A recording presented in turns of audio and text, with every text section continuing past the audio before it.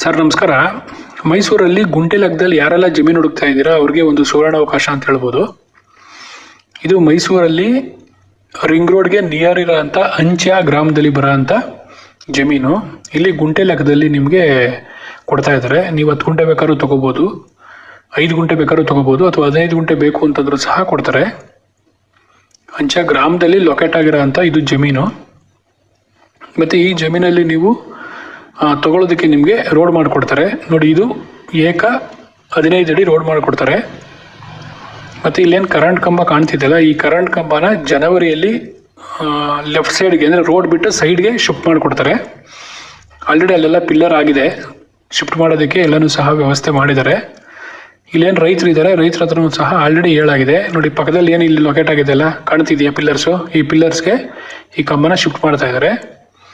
ನಿಮಗೆ 15 ಅಡಿ ರೋಡ್ಗೆ ಏನೂ ತೊಂದರೆ ಇಲ್ಲ. ನೀವೇನು